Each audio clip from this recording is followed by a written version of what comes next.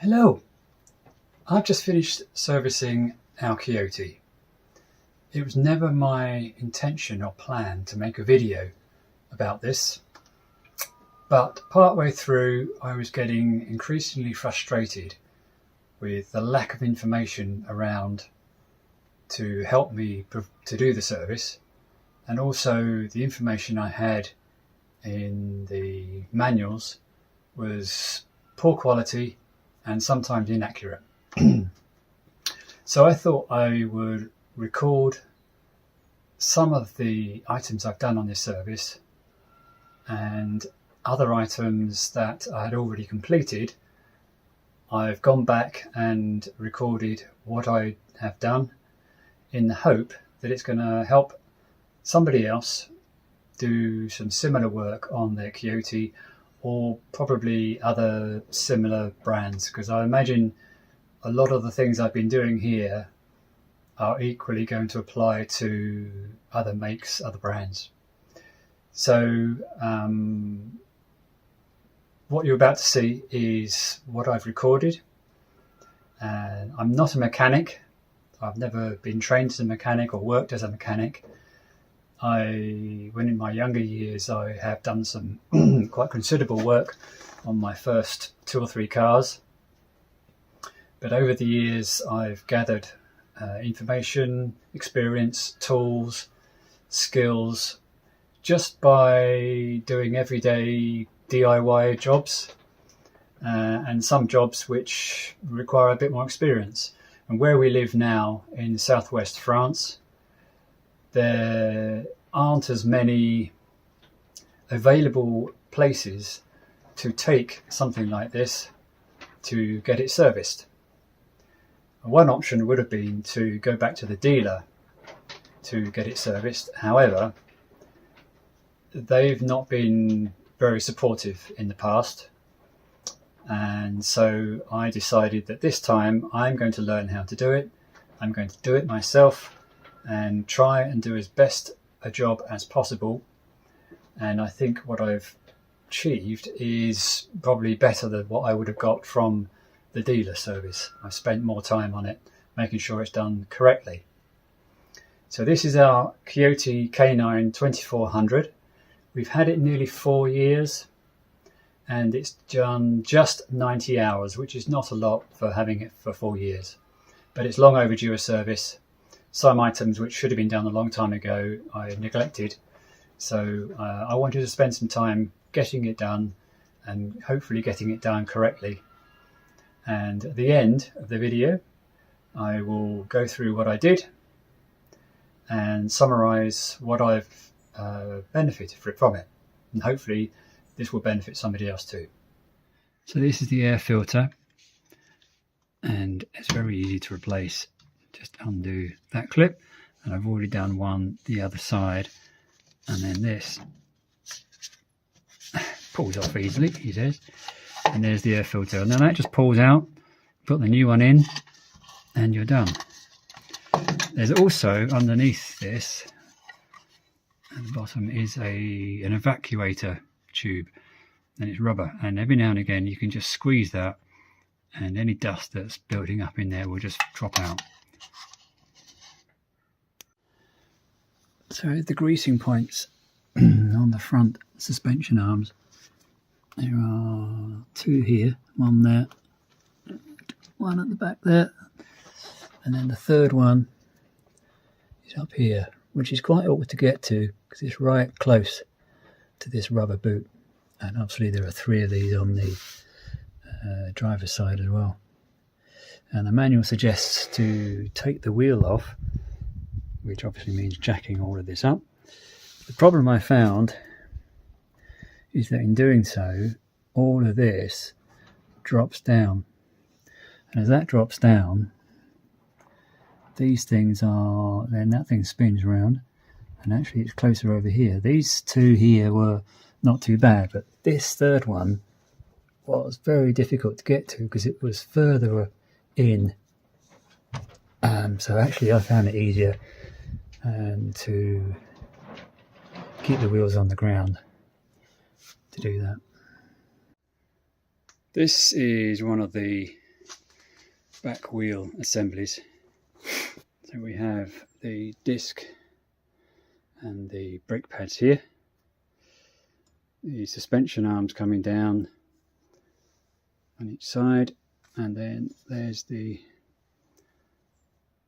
rubber boot around the axle.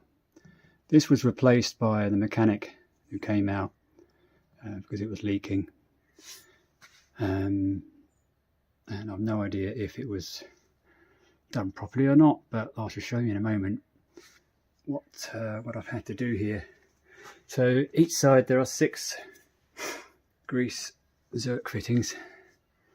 There's one which is angled, so that was not too bad to get onto.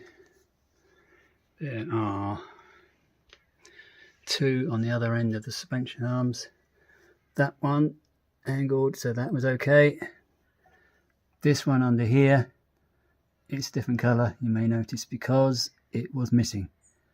There was nothing there at all, so I had to find the right one, and I fitted a straight one in there so I could get to it. So that's 1, 2, 3, and then coming round underneath, there's another one here which was also missing, and then these 2 here, that one and this one up here. That one I replaced with a straight one because it was an angled one, but it was facing that way. I had no way of getting any kind of grease gun on there. So that's where they are. Very difficult to get to. So my grease gun up till now has been one of these, and all I've had is the straight end on. So you just push that down, push that onto the end of the grease zerk, and then it's fixed on. But if you've got an awkward angle, then obviously going on straight, you're not going to have enough space.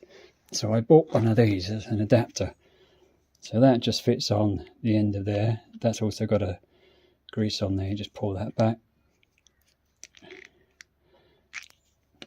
And then the other end, just unscrew a bit, push that onto the grease fitting, screw it back up, and it acts in the same way.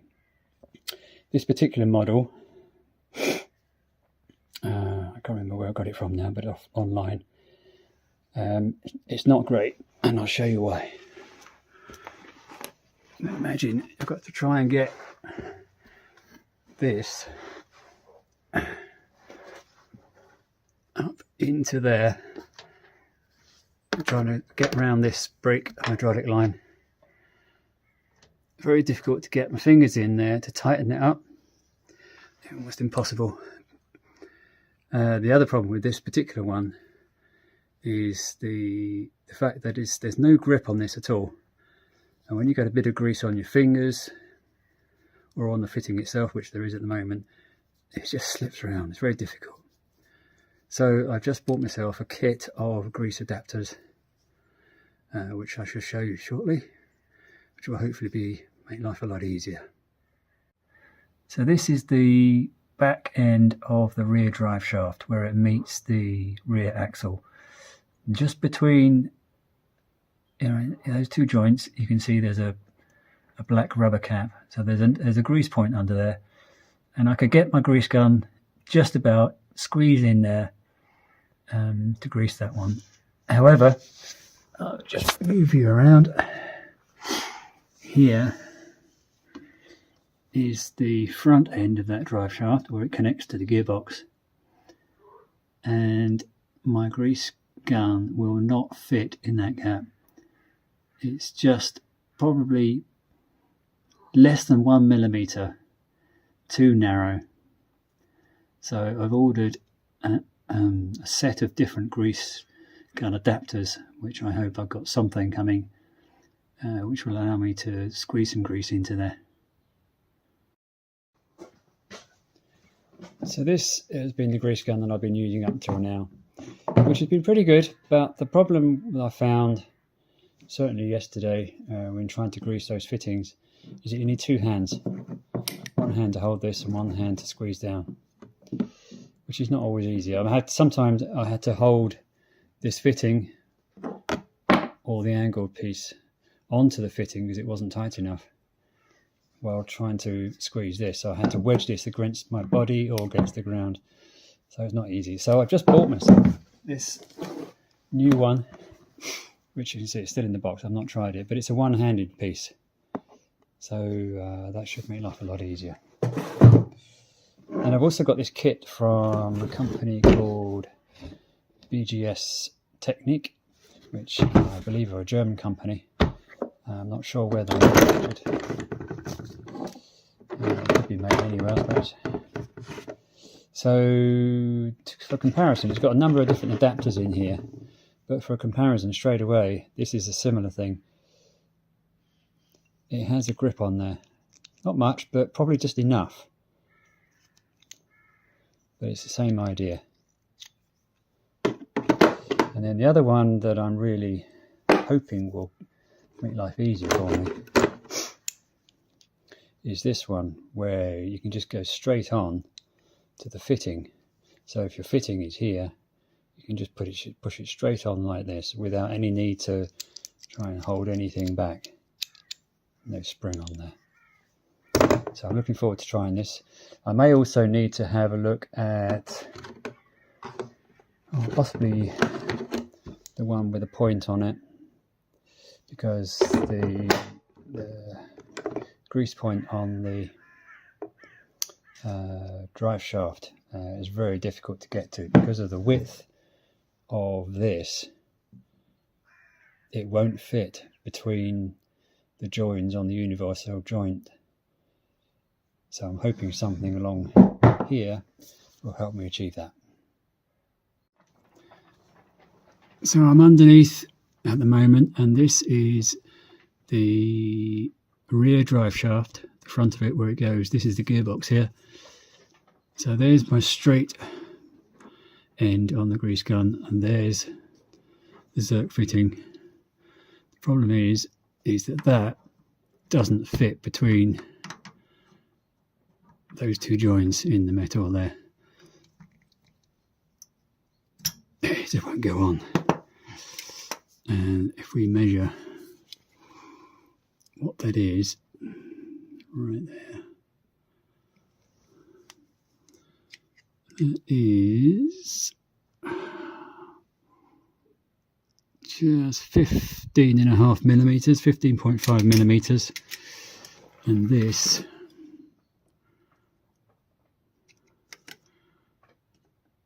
is 16. So I need to find one of those adapters that will fit in here. So I've decided to use this adapter on my grease gun that just has the pinpoint on there. I just tested it and it does work, but I have to hold one hand holding this bit in and the other hand on the grease gun with the two-handed grease gun, but one hand, so I need to wedge it. So put that in there, squeeze, yeah, and you can see that grease is coming out around here. That's good enough for me. That's the last of the grease points done, thank God.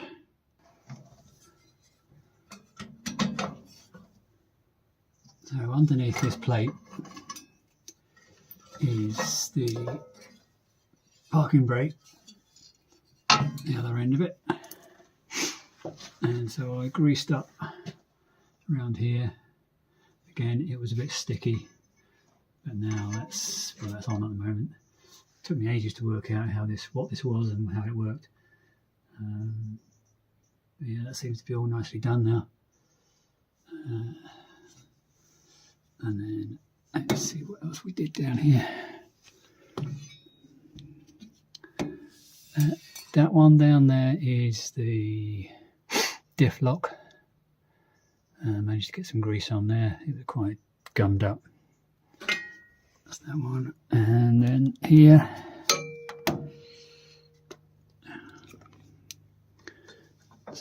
this one down here, that's my spanner. There goes my torch. Okay, organised now. So if I can get my arm out of the way, so this one down here. No, I can't get my arm out of the way. That one is the 2 4-wheel drive, which I greased, and that was okay anyway, but I greased it. And then this one is the gearbox. So did I put a little bit of grease on there. There's not a lot you can do with that one. And then the other thing I greased was, this is the accelerator cable to help it move smoothly, which it does now. Some of the greasing I did was on, well, there's one point down here on the accelerator cable that was a bit sticky, and I just pushed that. It used to sort of judder a bit, get a bit stuck. Now I greased all that cable and the spring as well, so that's now running really smoothly. And on the brake, there's not a lot you can do because it's hydraulic, but I did put some WD-40 on that spring, so that was squeaking before. Now it's very quiet. And then the other thing I did was on the parking brake, and to get in there I took off this cup holder, which actually wasn't that easy. See, I've damaged the plastic trying to get it off. But again, that was a bit creaky and sticky, but now that's very smooth, very nice. So when it came to checking the oil level in the front axle, it's extremely difficult to get to it. And I'll just try and touch it with this screwdriver. It's right down there. It's very difficult to get to, but I managed to get access to it with a spanner by taking off the washer bottle, and also there's a heat shield that goes all the way across here, otherwise there would be no chance of getting down there. And then once I got down there, where are we? Got down there, the manual suggests to put a slightly bent finger in the hole, and if when you pull your finger out there's a bit of oil on it, the level's fine. I couldn't get a finger in there, the hole's too small, so I found a slightly flexible bit of plastic tube and poked it in the hole, and it came out with oil, so I assumed it was fine. But unlike the gearbox and the rear axle, access to that is very difficult. There's the back axle, and there is the filling point. And again, according to the manual, you can undo that, stick a bent finger in there, and it comes out with a bit of oil, and the level's okay, which it was. And then underneath is the drain point for it, but I don't need to do that yet, thankfully. And this is the gearbox, so there's the drain point, and then that's the filling, level testing, bent finger point. Not so bad to get access to. According to the manual, coolant, replace every 2 years. Well, given that we've had it for nearly 4 years, is long overdue. So what you're supposed to do is unscrew the cap at the bottom of the radiator, which I've found. Drain the coolant. It says here, drain coolant from the engine by removing the engine coolant drain plug. I spent probably an hour searching for that, and I could not find anything around there. I looked in the workshop manual too, and it doesn't make any mention about that. Over the page, it also says to disconnect the hose from the bottom of the auxiliary coolant tank. Again, there's nothing at the bottom of the auxiliary coolant tank, just the pipe going in at the top. So somewhere down there, this is the pipe that comes from the top of the radiator, the bottom of the radiator. That's the coolant pipe, but there's nothing, this just attaches into the cylinder block, but there's no plug there to take out and drain it from there. And this is the auxiliary coolant tank, and you can see there's just the pipe going into the top, nothing at the bottom. And actually you can see also that the levels are below the minimum, but we're changing it anyway. So there's the top of the radiator. You see the top pipe going off. And then somewhere at the bottom, somewhere down there, is the bottom pipe, and here is the auxiliary coolant tank. So it's been sitting here overnight, so it's definitely cold. And down here, got a big tub, and there's the bottom of the radiator. And I'm just going to unscrew that. Hopefully something will come out. Okay, where's it going to go?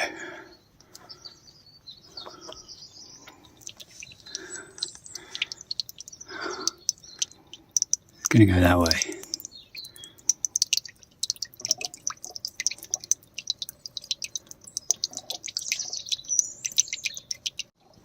So I'm going to unscrew this slowly, try and give it a bit more air going in.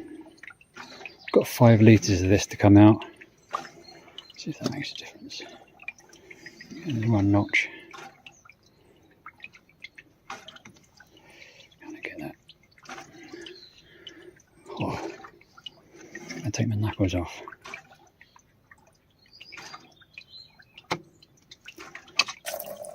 There we go. Oh wow.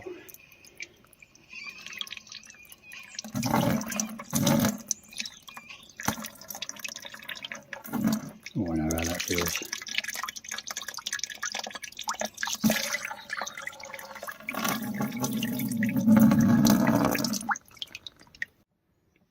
And this is where the pipe comes in the top to the engine.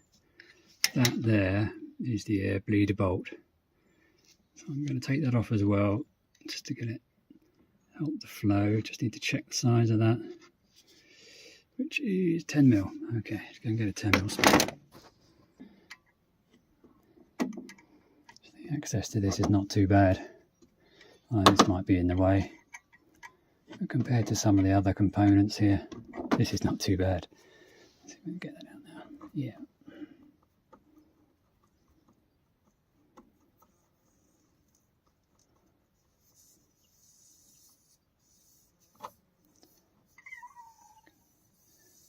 Hear the air squeezing in.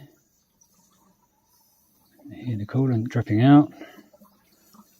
Don't drop it. Don't drop it. Don't drop it. There we go. There he goes. My hose going into the top of the radiator. Let's see what comes out.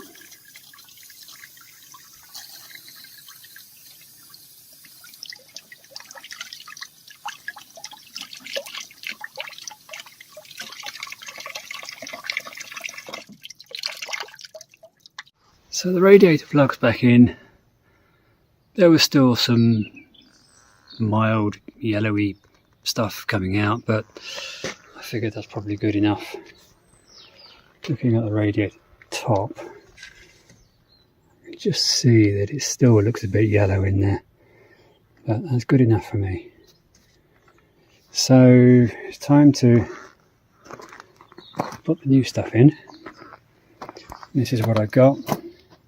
It's a Michelin Expert liquide de refroidissement, antifreeze to you and me, and it's got ethylene glycol in it. It's ready to use. It's 5 litres, which is the right amount. So it should be a 50-50 mix with pure water. I have a feeling I'm not going to get all 5 litres in, because I suspect there's going to be some previous antifreeze still in the pipe somewhere, but we'll give it a go.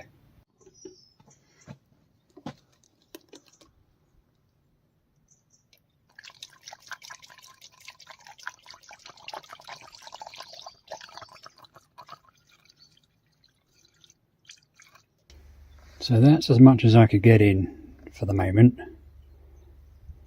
and I did actually manage to get it right up to the top here, and then it worked its way into the auxiliary coolant tank, and you might be able to see. So that's probably just above the minimum, which is good, but I can't fit any more in there at the moment. Now, looking at the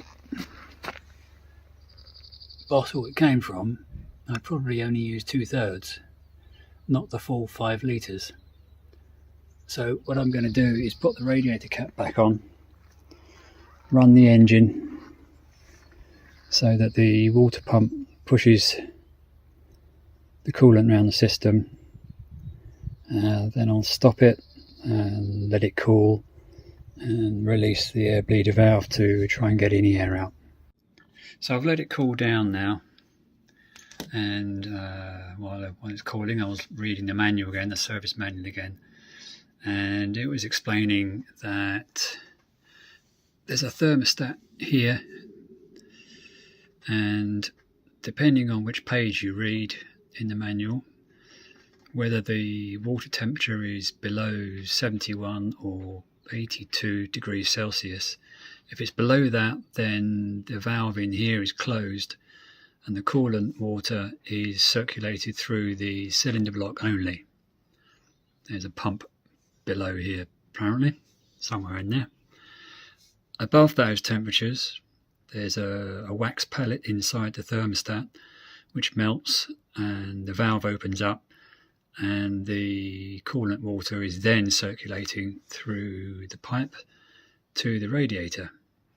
So earlier on, when I ran the engine for about 5 minutes, and I felt down here, I felt that pipe was getting really hot and this one wasn't. So clearly the thermostat had closed and the water wasn't circulating around the radiator. So I ran the engine again for about 10 minutes, and then I could gradually feel this was getting hot. So it probably did circulate a bit.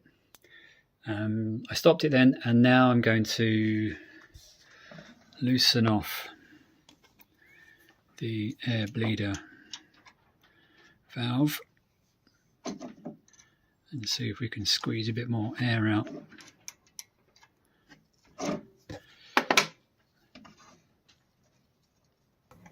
Loosen that off a bit, see if any liquid comes out.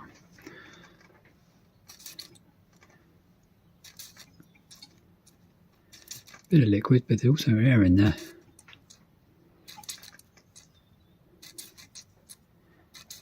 Okay. Let's check the level in radiator again. Yeah, that level's not going down anymore. So I think I'll leave it for the moment and call that job done. I didn't get 5 litres of antifreeze in there, but that's according to the owner's manual. The service manual actually says 6.3 litres, so who knows which is right. I'll keep an eye on it. I'll be running the Kioti around for a bit, and then periodically I'll check the level and top up as necessary. So for my next challenge, which thankfully is also nearly the end of the service, I need to change the oil and replace the oil filter. So there is the top where the filling point, that's not too bad. I can get a funnel in there. Down here, oh, here we go. Excuse me, fuse, right behind there. There is the oil filter, Now I know from previous experience with changing the oil filter on our mower, even after having drained all the oil, a lot of oil came out and went all over the chassis, everywhere. It took a long time to try and clear that up. I have a feeling I'm going to have the same problem here. It's very close to this belt.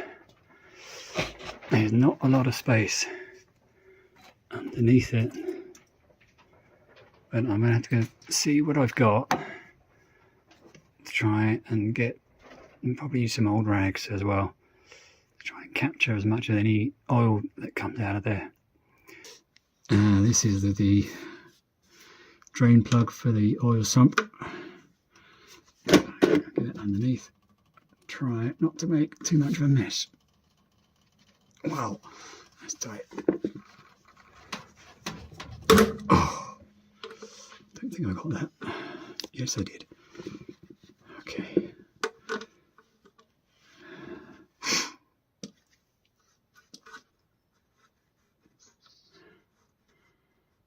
It's a longer bolt than I thought.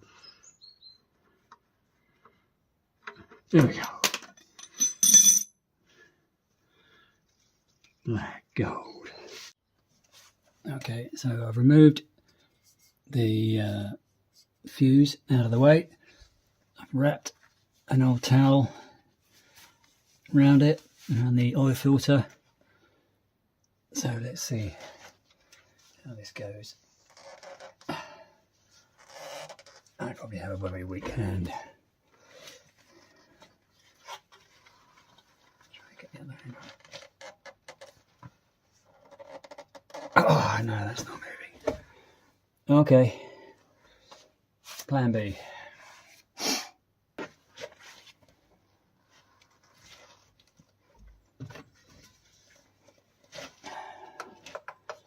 My pipe clamping tool. I can just about get around there and get a hand on the other bit. And oh, it's moving. Lovely jubbly. I've got a pot ready to put it into in case it decides. Okay, I can probably do that by hand now. Get that ready. There. Okay, here goes.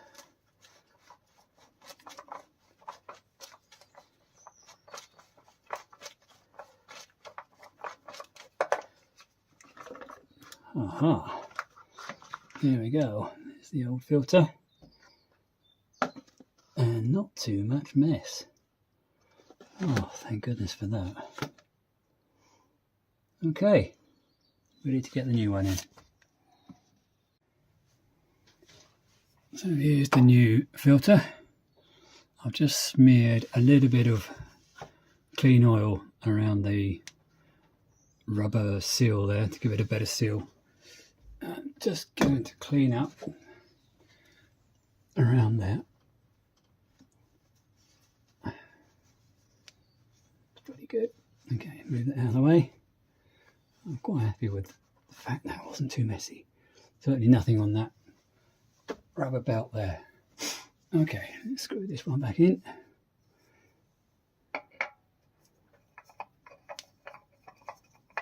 Hopefully it's the right one. It fits. It's going on well. Okay, hand tight. Okay. Okay, so much as my hand will do. Hopefully that'll be enough. Right, so the next job is to refill. So this is the oil I've got. Manol Special Plus Synthetic Blend 1030, which according to the manual is going to be the lightest of the three that it could take, depending on which page you look at. And in one page it said it must be 1540, and another page it says you could use 1030, 1540, or I can't remember the other one. Anyway, this is one I've got. It's 4 litre can, and I'm going to be putting 3.2 litres in.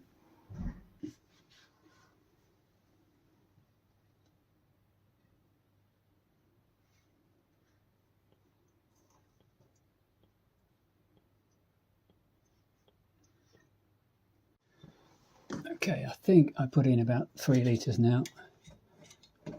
Now let's check this.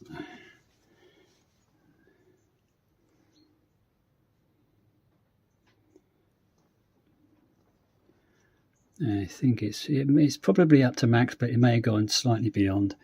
But that's as much as I'm going to put in now. I think that's fine. Watch me have fun trying to get this back in. Okay. It's so flexible, and it has to be flexible to get around the bend, but then it bends too much. So this is my problem. Trying to get that in around the corner. There we go, it's going in now. That's really quite awkward. Job done. Oil change complete.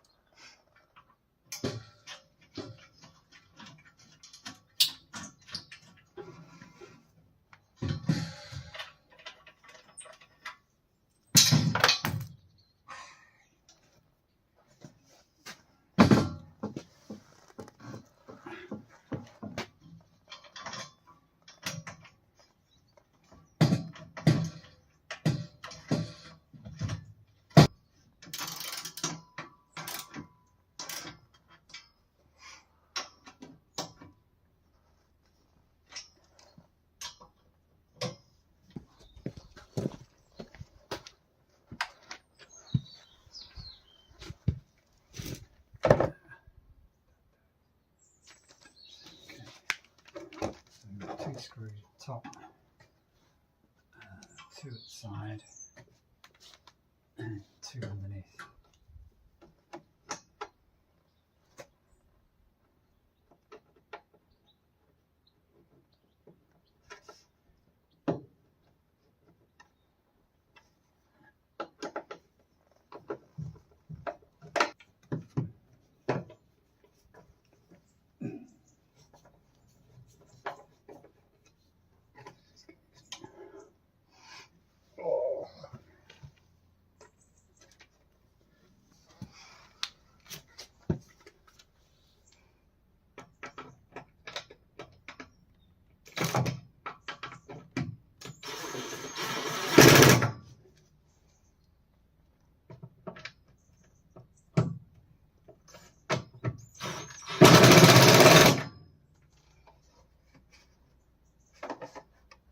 There we go. This is what's left of the windscreen, plus a wine glass. So if anybody wants it, let me know and I'll send it to them. You just need to know how to put it all together. What happened was that I opened the windscreen to give me better access to do the service, and this is one of the hinges, and that's exactly what happened actually. The other one, I think it's in that bag now, but the bolt just dropped out. As I was opening the windscreen, the bolt dropped out. It dropped down. It must have hit something on its way down, but it smashed into millions of pieces, went all over the ground, went all over the engine compartment, and in the front as well, and in the cab. So I spent best part of a day trying to clear it all out, finding all the bits. And even as I got on with the service, the next few days, I kept finding new bits. So this is what's left of the handles. It's still got some of the glass in there. And this is what's left of the rubber trim all around the outside. Still plenty of glass in there as well.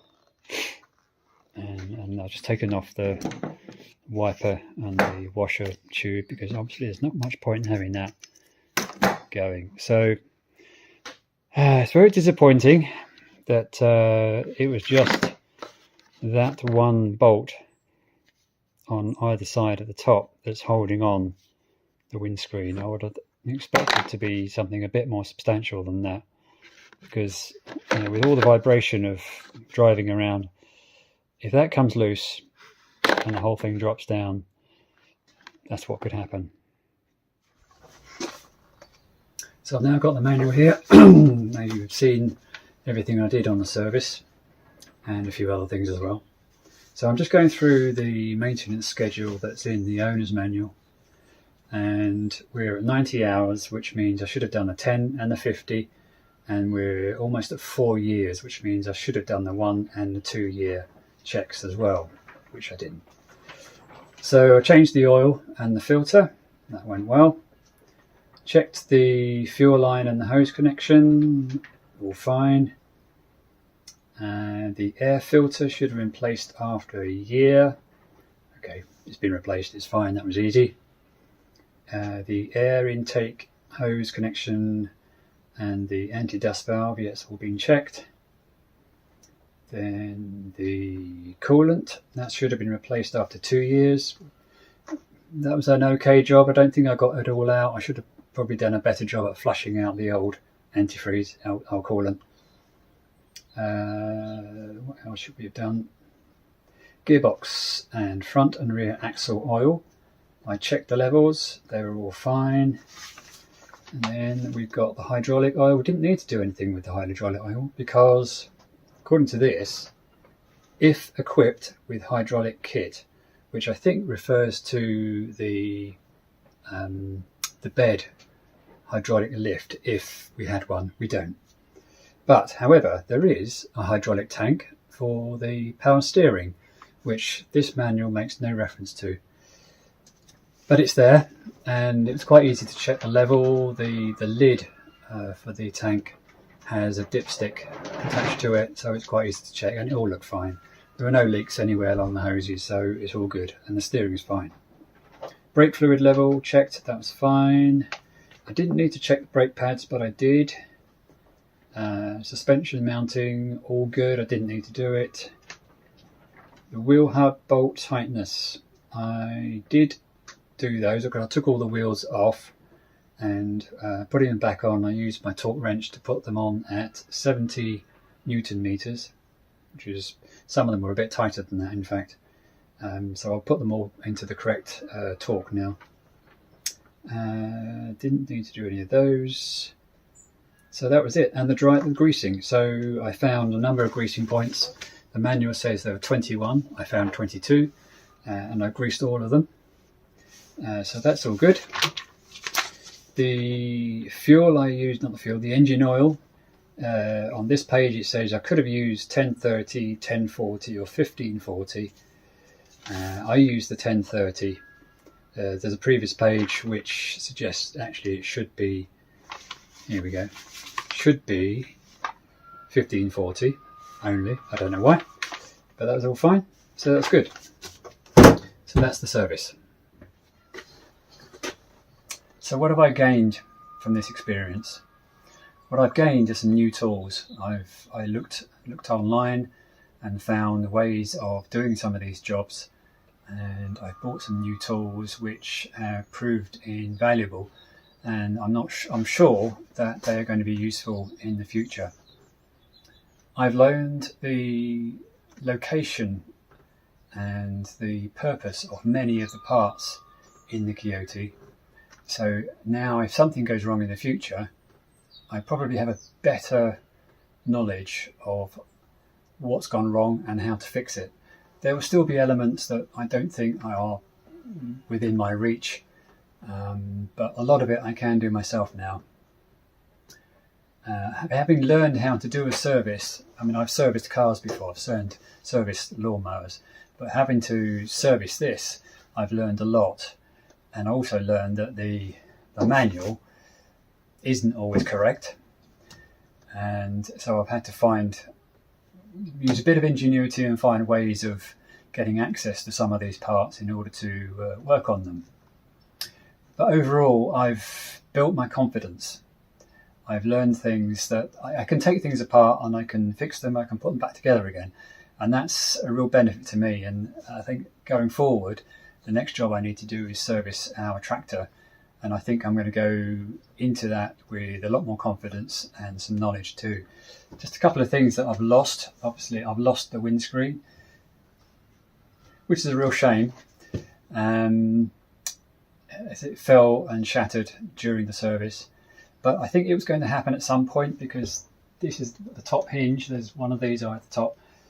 And the bolt just came loose. There was a single bolt on either side. It came loose, the whole thing dropped down and smashed, probably on this, and shattered.